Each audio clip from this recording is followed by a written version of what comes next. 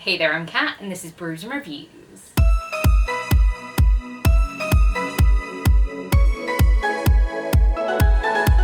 Today I'm starting off the second vlog for the Spoonies Readathon, and it's actually the 18th of May, so I'm just going to be running this until the end of May because I feel like there's no point splitting this out. Now, if you don't know, the Spoonies Readathon is a readathon I'm co-hosting with Emily from Novell Novels, and it's about reading books about disability and from disabled authors, and just sort of learning and engaging with the topic of disability and disabled people. If you want to go check out the books I read earlier in the month, there's another vlog for that. If you want to see what I'm going to read now, stay here. Chill with me. So there's been like a 5-day gap since I finished the last vlog and started this one, and that's because I had a 2-day migraine and then developed some weird dizziness problem. Because this is the Spoonies Readathon and I feel like this is a good place to be open and honest about how we're feeling, I'm really sick of being sick.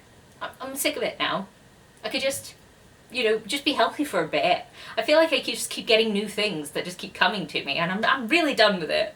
Like, could we not, please? So now let's talk about books, because that's actually what you're here for. So what have I been reading in these last 5 days? Not very much.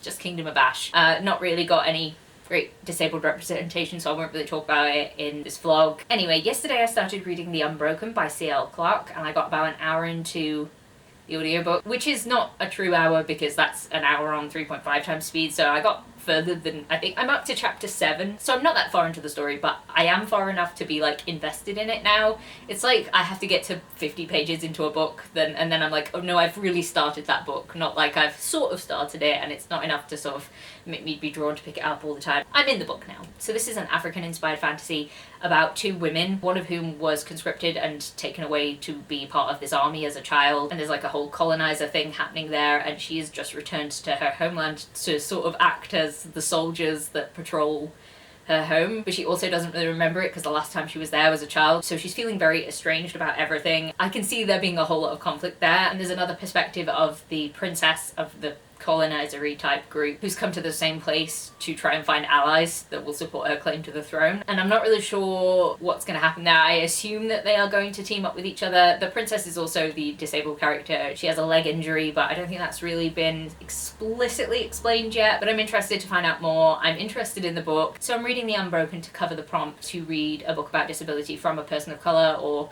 set in a non-Western setting, and this is obviously an African setting. I'm really interested to see how much that plays into it. I think the whole setting and the culture is very interesting, and I hope we get a lot more about the culture. I think it's quite interesting because neither of the 2 characters seem to know very much about the culture of like the land that they're in, even though one of them is from there. I think it could be really interesting. So I think I'm going to go sit in the garden for a little bit and do some reading. I think I'm going to start reading The Invisible Kingdom, which is the non-fiction book that I'm going to be reading for the readathon to cover that prompt.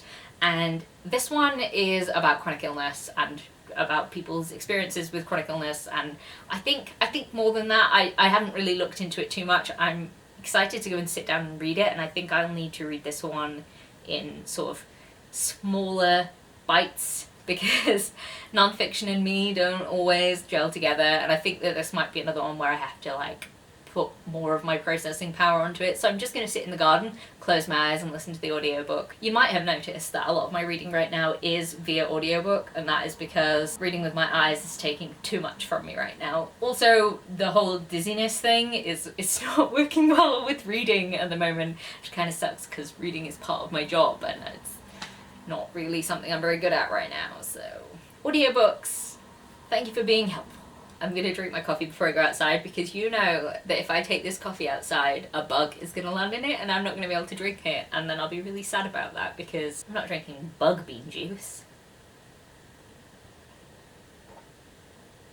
That would be really weird. So I was listening to The Invisible Kingdom and I'm not even very far through it, and it is just really hitting home a little bit. I think it's really difficult because it's a lot of the author's point of view of how she experienced chronic illness and how she experienced doctors reacting to her invisible illnesses that obviously they didn't know what it was. And I feel like I'm not really explaining this very well because it's so difficult unless you've been there to sort of understand that feeling of doctors being like, oh well, just get your B12 tested, because you're so used to hearing people say, oh, it's probably this, or like, you're probably anemic, get some iron, or something like that, and it's not that. And she was saying that there's a sort of tendency to go from, this is the thing that is wrong with you, and if you don't fit into that one box of the thing being wrong with you, then the patient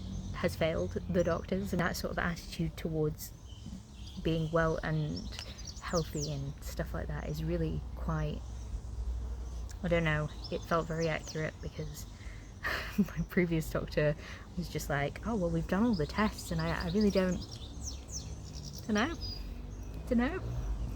really don't know what else we can do with you. So I think my doctor fired me because I was the failure. I don't know. This is a really interesting book to read, but it also is a very painful book to read. When you see so much of what you're experiencing in it, it sucks. I mean, it is about the American healthcare system, so it is a bit different. There's obviously different concerns, because I'm privileged enough to live in the UK where we have the NHS.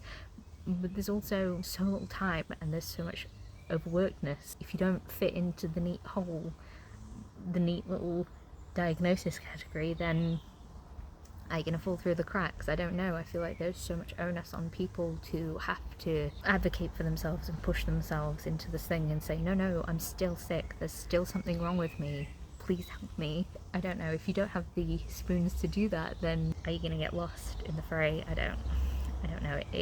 It's a really good book. I'm really enjoying it so far, and I'm finding that I'm relating to it an awful lot, because the whole chronic illness thing that I've got going on, I don't definitively know what it is at this point in time, and I don't feel like the diagnosis I've been given actually fits everything that is happening to me. I'm really glad that I have picked this one to read for the readathon though, because I do feel like I probably never would have picked it up otherwise, and that would have been a shame. I feel like I maybe need to read a few more non-fiction books like this, because I'm feeling very seen, and I don't like it. I'm seen and I don't like it. I'm spending basically the whole day reading today at work, so I feel like after work I'm not going to be doing very much reading, because I feel like shit, and my brain and my eyes, I need to close my eyes and ears and face and just cease existence for a bit, because the migraine is gonna be migraine, and hooray.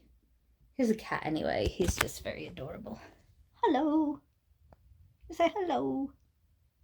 You say, get that camera out of my face, you evil witch. No paparazzi. Update, my head is getting worse, but I did scooch backwards and now I'm in Cooper's personal space and he's not noticed yet.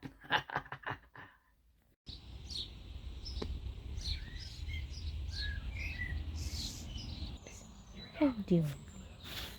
Okay? How you doing?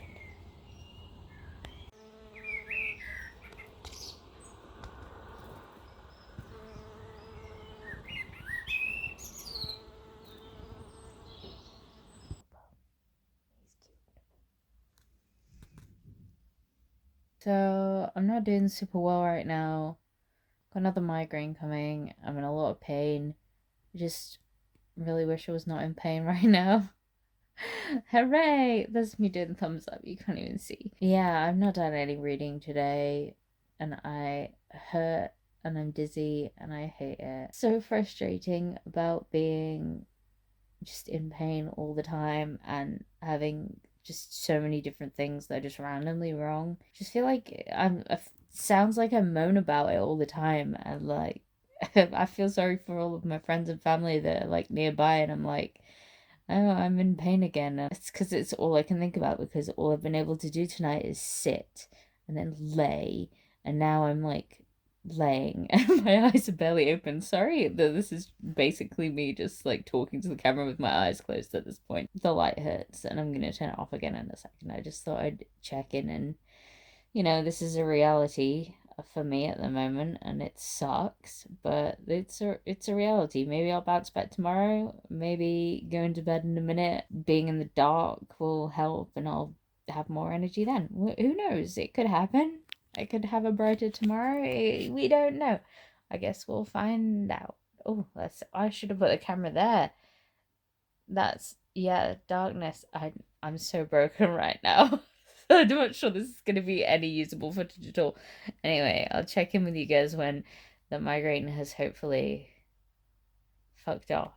Today I spent most of the day dyeing my hair, so, no greys, hooray. Hooray, no grey. I just always feel slightly better when my hair is done and it's still drying now, it's still wet, but it's cool. I actually managed to finish The Invisible Kingdom, and I've got to say I really enjoyed it. I'm struggling with how to rate it because it is nonfiction, and I think a lot of it is to do with her personal experience, and it feels a bit weird to rate somebody's personal experiences, but do you know, I think I'm going to rate it 4.5 out of 5 stars. There were so many moments when I was reading that book where I was just like, yeah, wow, yeah, okay, I really feel that. There were so many things about being the person chasing the diagnosis. And also towards the end of the book, there was a whole section about trying to seek diagnoses, and a lot of people thinking that, we just keep looking for things that are wrong with us because, I don't know, it becomes a personality. Sickness is a personality, but that's not really the case. It's looking for an understanding. We want to know so we can go, oh, well, that's why that's like that. And I had very similar experience with discovering I was autistic. It just makes things so much simpler. You just make sense, and you just go, oh, because that's because of that.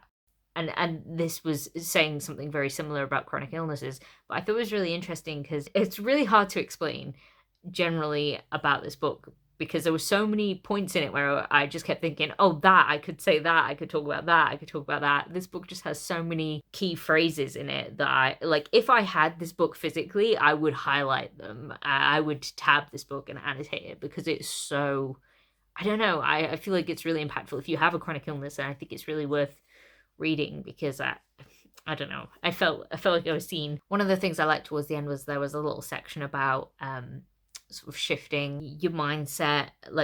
Often people who don't have chronic illnesses and don't really understand what it is like to live with a chronic illness, that they think that you're looking for a cure. So they think that you're looking for a diagnosis so that then you can have a cure, and that's not what it is that you're looking for, because chronic illnesses don't always get cures. There aren't cures for a lot of things. They're just different things that you then learn to manage. And this book was really interesting, and I'm not doing it justice in talking about it at all, because it so many things were coming at me, and I was like, oh, this is so relatable.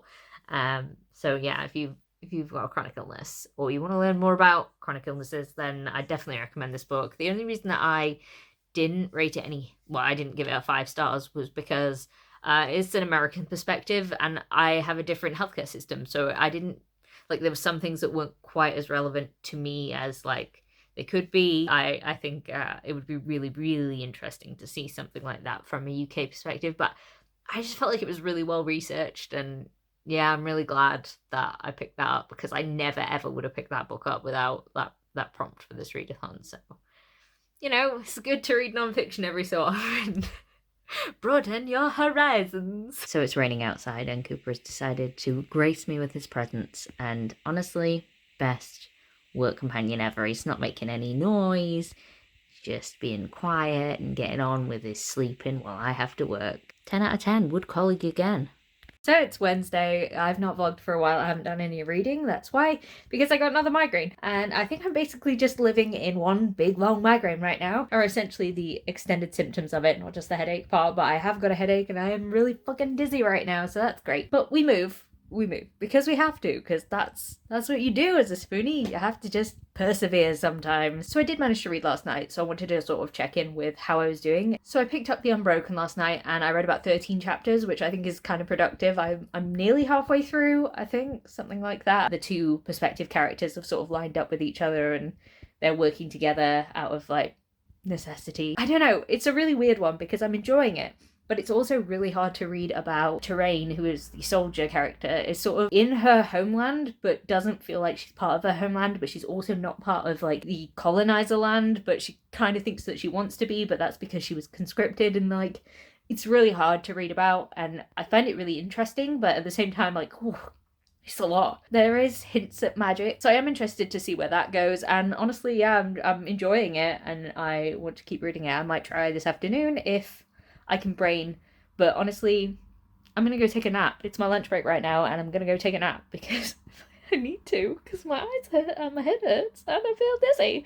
So we'll see. I read some more of The Unbroken today and I'm enjoying it. It seems to be lots of twists and turns and who to trust, and the two perspective characters are now on opposite sides. Not that they kind of weren't always at one point anyway, but I don't know. I'm more interested in Terrain's story than I am in Luca's, mostly because I think that Luca is very like single-minded and I need her to sort of make some progress, human rights progress. I think she'll get there, but like I need her to make some progress, because at the moment she's a little bit too like, well, it's good for the Empire, right? It's fine if we just lose some of these people's lives. They're expendable, right? So it's 1:30 in the morning, and I might have stayed up to finish reading The Unbroken, and I have finished it now, so that is very good. I actually really enjoyed it, and I'm glad that I read that last section all at once, because there was like a big battle-y type thing, and I feel like it was very visually stunning. Like, I feel like I could have seen that as a film and it would have been like such a good ending to an epic film thing. Anyway, I really enjoyed it. I think I'm gonna rate it 4 out of 5 stars, because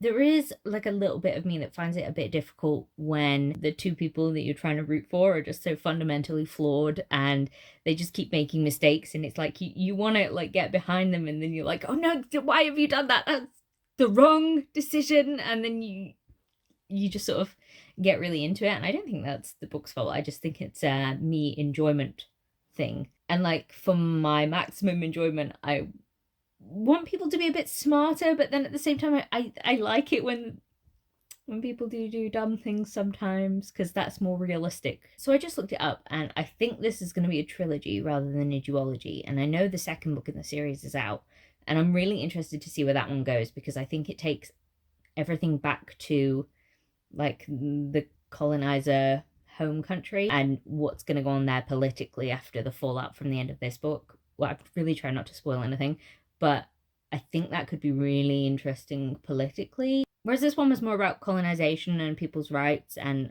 what people should be able to have, and conscription and stuff like that. I think it could be really interesting to see the fallout of this. I'm really intrigued. So give it 4 out of 5 stars. I think mostly because there was like a slowish bit in the middle, but I enjoyed it. It's Bank Holiday Monday. What have I done today? I washed my hair. That's why it looks a mess right now. I'm sitting with the cat. He doesn't look a mess right now. He's just fluff. I am quite dizzy right now.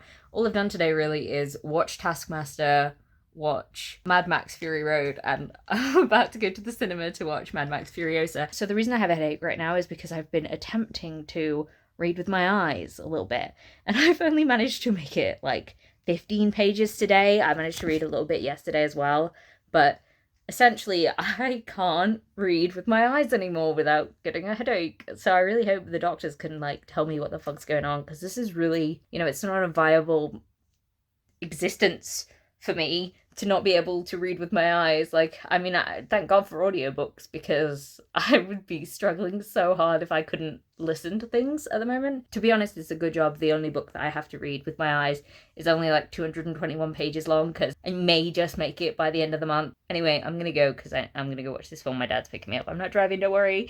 But also, look at this cat. He wants to be outside. I'm going outside. We're both going outside. So I managed to finish another book, which is honestly amazing at the moment, because the dizziness and the migraines and the headaches are just really not doing so great for my reading at the moment. But I finished a book and I'm happy about it. So I finished Not My Type by Evie Mitchell, and I don't think I actually have mentioned that I was reading this in my vlog, but it's basically taken me ages because I was reading it as an ebook and I could only read about 20 pages at a time before my brain was like, you've got a headache now, stop reading, stop reading. So I don't actually know if my general health has affected how I read this book, but I do have a few thoughts on it. So basically this book is about a sexologist podcaster who is a wheelchair user, and she gets like a listener question in that says, can you look into accessible bondage and like rope play? So she meets up with this guy who's like a friend of a friend, and they have like an instant attraction. And for me, it was a bit much. They were like in love with each other straight away. And I was like, wow, okay, right, we're really going for the insta love thing.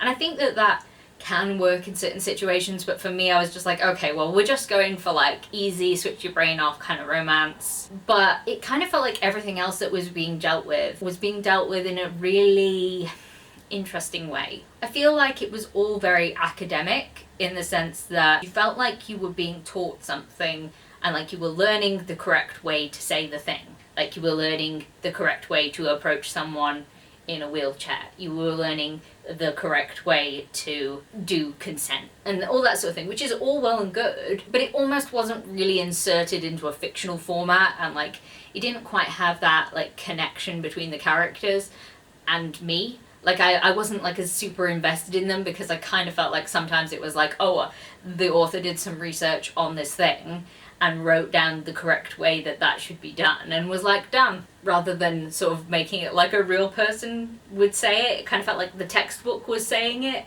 if that makes any sense. I don't know, it's just like a weird vibe thing that didn't quite work for me.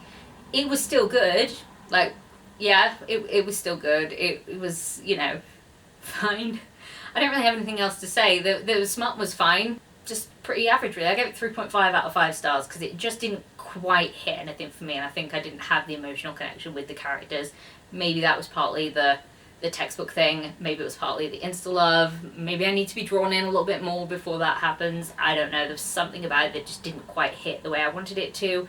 I really like the idea of the book, and I just don't think it was executed in a way that really worked for me, but like, maybe it'll work for someone else. So I'm just going to wrap up this vlog. It is the 1st of June. I really intended to have such a good reading day yesterday, and it didn't happen.